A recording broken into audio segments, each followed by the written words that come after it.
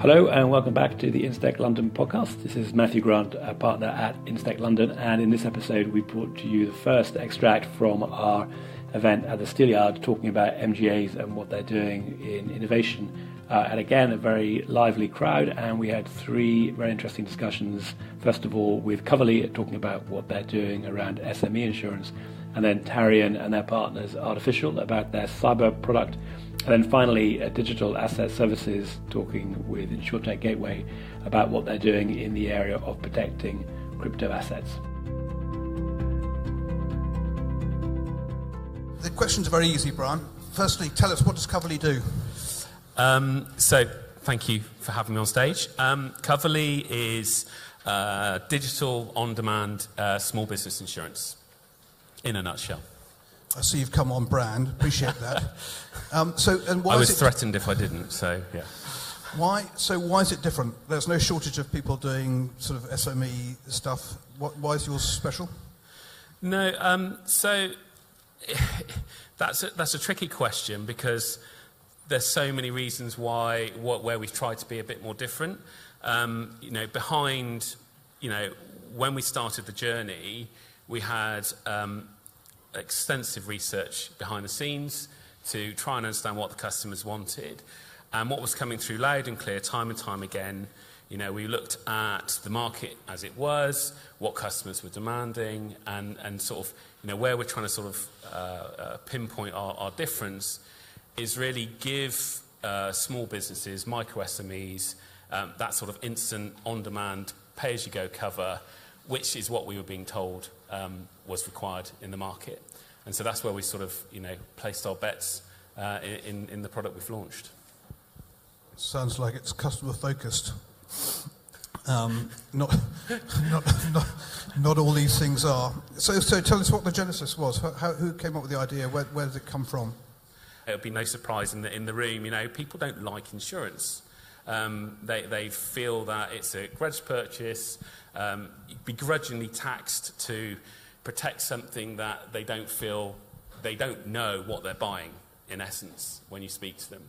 And so that comes on to the next point of, okay, so how can we start stripping that back and making it a bit more jargon-free, into layman's terms, and I go on.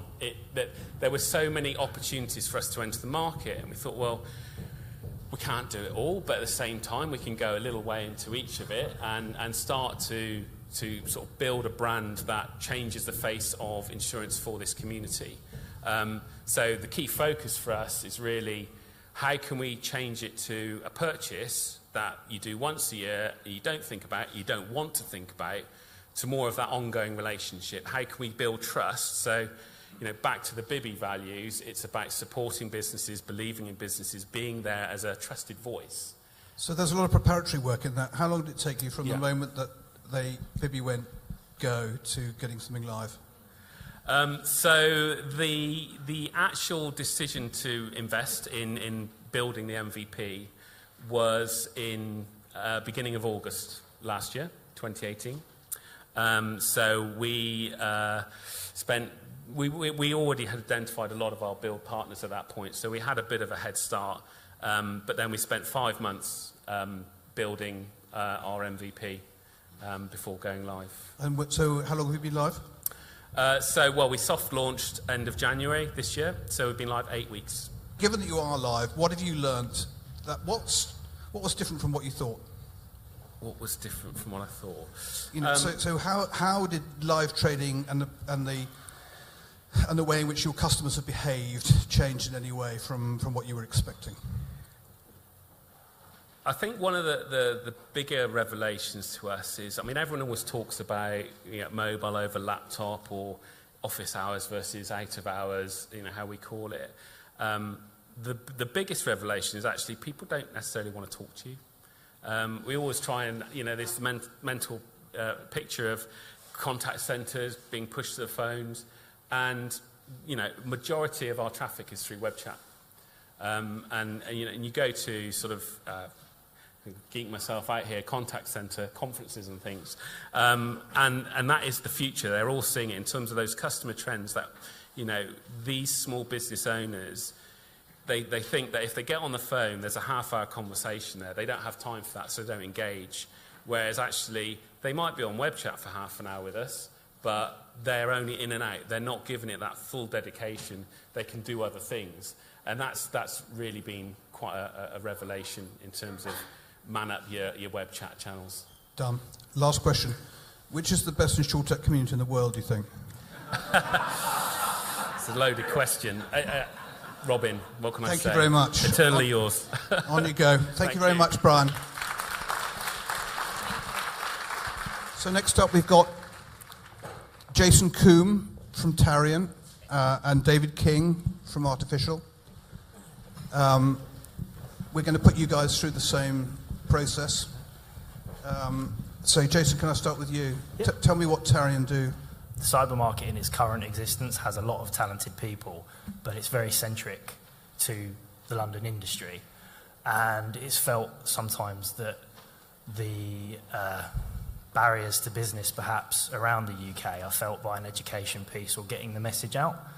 And we felt with the right partnerships distribution model, we could help businesses, no matter where their geography is in the UK, access the cyber market and access the right products. Nice. And then what's your distribution model? Are you broker orientated? We are broker orientated, yes. In our first 2 years of trading, we've been predominantly Lloyd's broker focused. That's been our, I guess, building platform. The viewpoint in the next 12 to 24 months is to grow a distribution network outside of that model and push through the regions. Given there are no brokers in the room, or there normally aren't, have you plans to, there are a couple, would you change that model? What do you think your plans are long term? Be broker-centric or go direct to consumer at some point? I think customer at some point. Yeah, very good question. I think in the initial phase where we're at now, we'll always be broker focused. I think to push direct to client, we'd be moving right into the micro SME. It brings challenges with it that at this stage, from a resource perspective, and the rest of it would perhaps be a future rollout. And how do you get your capacity? Who is it, and so can we you are, say? We are Lloyd's backed, 100% Lloyd's backed from a capacity standpoint. I think, and I was talking to people earlier, that being in the cyber market brings with it perhaps an easier access to capacity than in more traditional lines, what with it being a business that people are keen to invest in, and in a lot of cases, syndicates perhaps struggle to obtain the expertise at market rate or market value. So there are those who are willing to back expertise from elsewhere. Good. And if you were to differentiate yourself from the competition, how would you do that? So a couple of things really. I think firstly, my colleagues that I work with, their expertise, their knowledge. As I alluded to earlier, whilst there are a lot of talented people in the cyber market, it's predominantly London focused, and in terms of years of experience in the market, it's few and far between those that would be considered grey-haired. So we have leading experts in the claims area, in the underwriting area, and it helps us, I guess, get confidence from the market space. Beyond that, technology partners, and the ability to bespoke and be lean. See how we set that up there. Mr. Technology Partner, come and tell us. So how did you get involved with Tarian, and how did that start? First of all, good evening, Robin. Evening. Sorry. How did we get involved with you guys? I think we knew the investor. So there's a VC-backed entity that started up Tarian, and coming from a VC-backed firm ourselves, we operate in those circles, and one of the VCs said that they were looking at technology for the MGA, so I think we were then introduced to the CEO of Tarian. Nice. So, and what does the technology involve? You know, how do you build it? What what are you most proud of? I think the really big challenge here, especially with Tarian, is you've got as you said, the few people that have grey hair in cyber, and they've got their expertise, and they've got their very complicated algorithms that do the pricing, and translating that into a really simple user experience. So in terms of what we did for them, I think it was taking all those coverages, breaking them up into modules, digitizing the pricing algorithms for those modules, so you get to a point where the user can very simply and straightforwardly select what coverages they would like.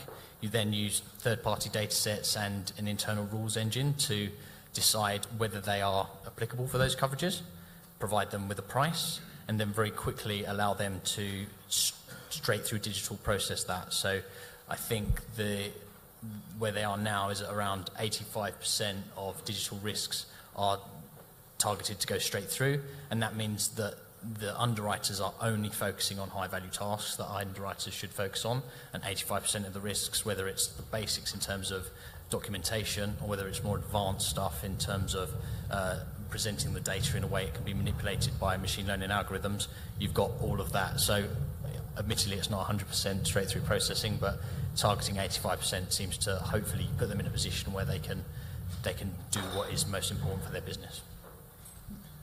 This is a trick question. What does user experience mean when you're dealing with brokers? So brokers do things a certain way, and if you ask them to do some things differently, they probably tell you where to go. Is this correct? Yeah. So what we try and do is we say, this is a great user experience in that it's really simple. You ask them the fewest questions possible. But I think the next steps that we're working towards is that if you try and integrate in the way that they work at the moment. So if you say to them, okay, then you don't want to fill out a form, can you be bothered to just write that information in an email and send it to us? If they can do that, then we can take it out of the email, and because of the way that you've built all of the platform with APIs that can receive the information once you've digitized it, then those same pricing algorithms can take the information from an email as well as a form. So you can say to the broker, apologies for picking on you, but just send me an email and I'll get you a price really fast as well.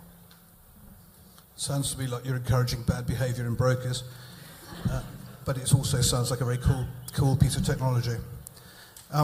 Okay, so having worked together through this, what single piece of advice would you have to anybody who was about to start out on the same journey? I'll take this one. I think a major part of investing any time or process in developing a new distribution platform really requires an understanding of the different types of projects you might engage in. So if you're going down an agile route or down an alternative route, as the project owner, you need to understand that scoping it and investing time at the start reaps rewards at the back end. There is a rush to get to market, a desire to be there before the others, because there's this viewpoint or conception that first out takes market share. The thing that we've learned from it is a little bit of patience goes a long way to when you actually get to the stage, which we're almost at now, of launching your product in the market space. So the thing I would say is perhaps take less haste, a bit more patience in the process. Doesn't sound very Insurtech-y to me. Thank you very much, David, Jason, very kind. Thank you, well done. So next up, we've got digital asset services. This is David Janczewski. Have I got that right? Close enough. Thank you. And Richard Chattock, who's the CEO of Insurance Gateway. Welcome to my living room. So let's start. What does digital asset services do?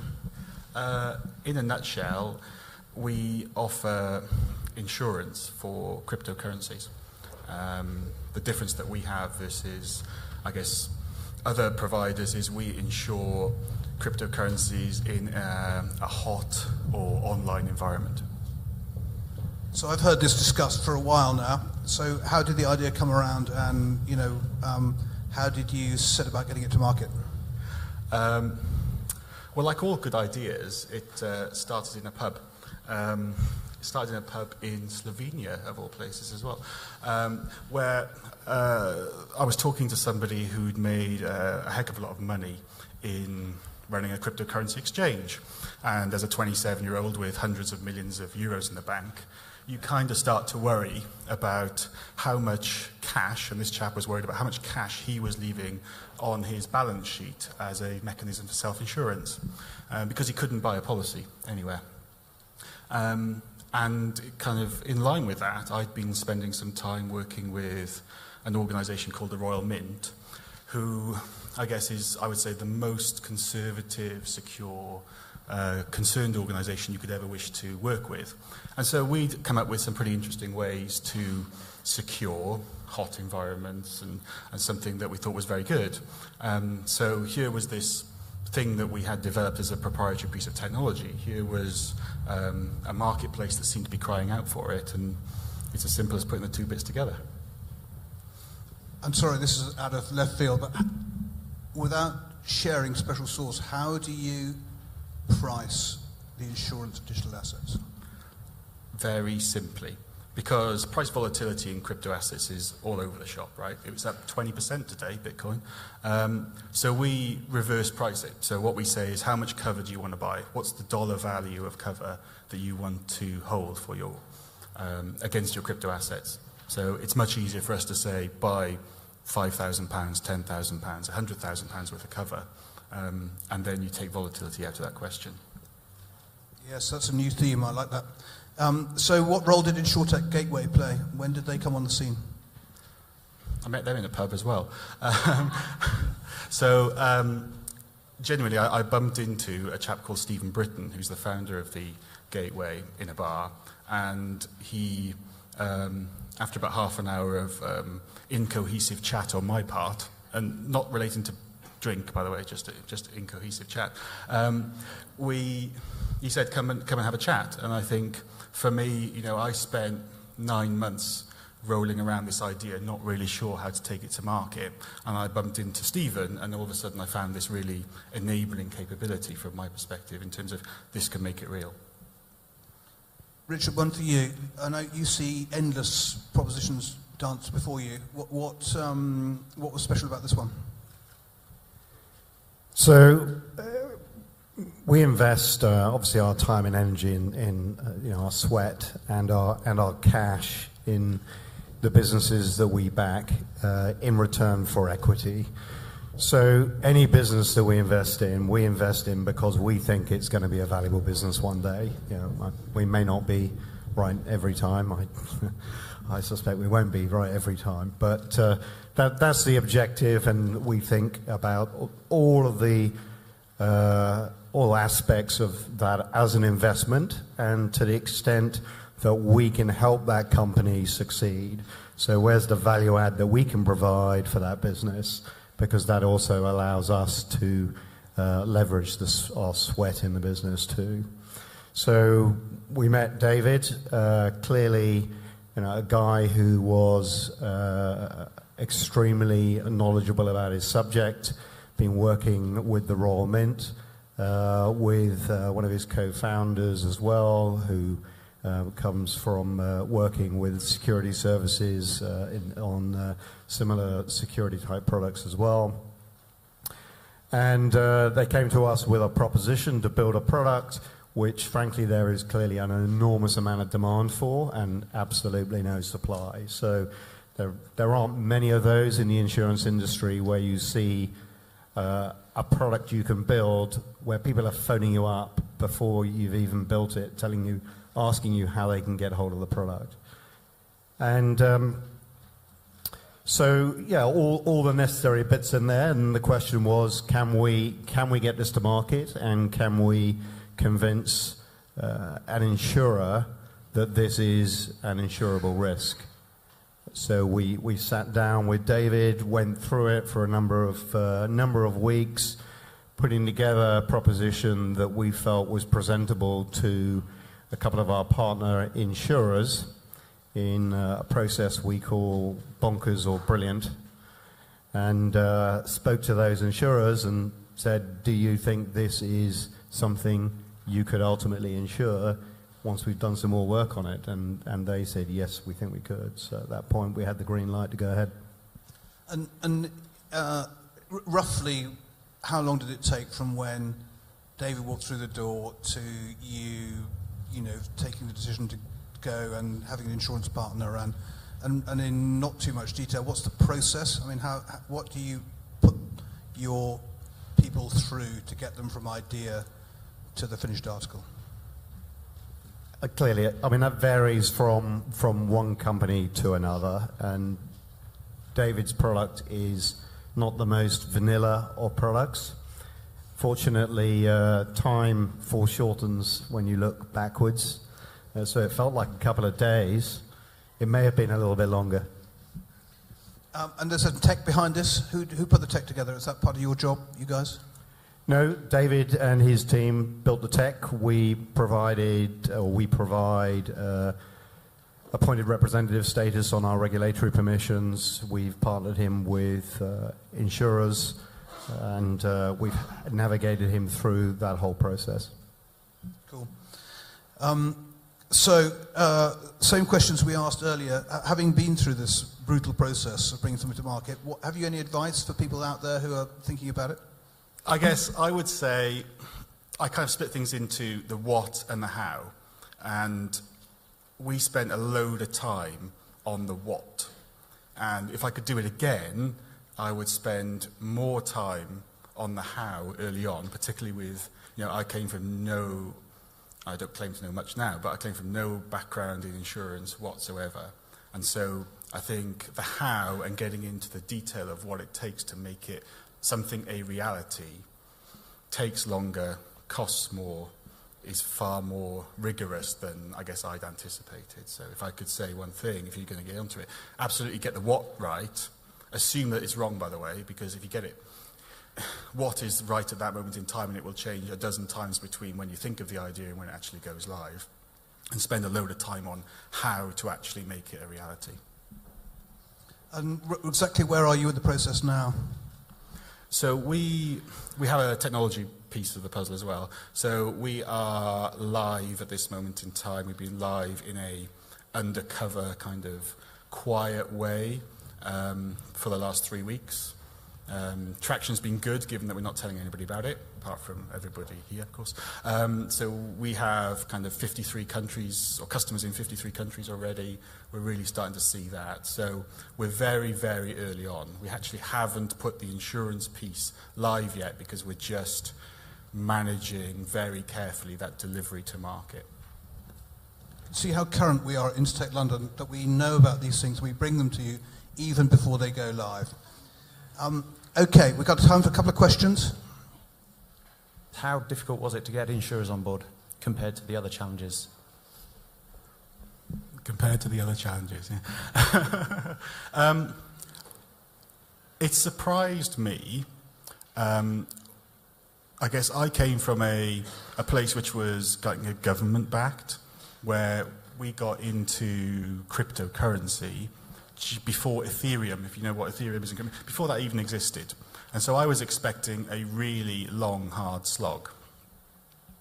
It surprised me how knowledgeable most insurers are about cryptocurrencies at large, digital assets even more so. So has it been easy? No, but I would say it's comparable to everything else. I mean, when you're building something at a technology level, it has to be secure all the time and up all the time. They're equally as challenging. I wouldn't say it was any more difficult or less difficult. It's a different type of difficult. Education, although we start from a much stronger base than where I came from, is the kind of key thing. And we're only just, if you want my kind of view on it, I'd say the whole world of digital assets, we're at about 1996 in comparable years to where the internet was. So we're only a decade into digital currencies, I guess, and I think there's at least another decade before we hit some sort of maturity level. Last one. I find it fascinating. What aspects of the cryptocurrency are you insuring? Is that just loss or is that theft? And do you have any exclusions, like the recent when there was a sector who took hold for a majority of the blockchain for a period of time? And yes, so thank you for that. We cover loss and theft. So they're the two that we cover. So whether you lose access to your funds or somebody maliciously steals them. We are careful about which currencies we support. So a 51% attack that happened with blockchain gold or Bitcoin gold recently is something that we are very cautious of, and that's I think we look at prevention rather than cure. So there's a good example where we wouldn't take on insuring that particular currency because it was weak. It was obviously weak before that happened, quite frankly. It's no surprise that it did. Thank you. Last question from me. What do you drink in a Slovenian pub? Anything they put in front of you. Yeah. Very dangerous. Thank you both very much. Cheers. Thank you. Well, I hope you enjoyed that fascinating discussion. We'll be back with extracts from more of our speakers. In the meantime, if you're interested in what we're doing at InsTech London, you can follow us on www.instech.london, where you can see our forthcoming events and sign up for our newsletter.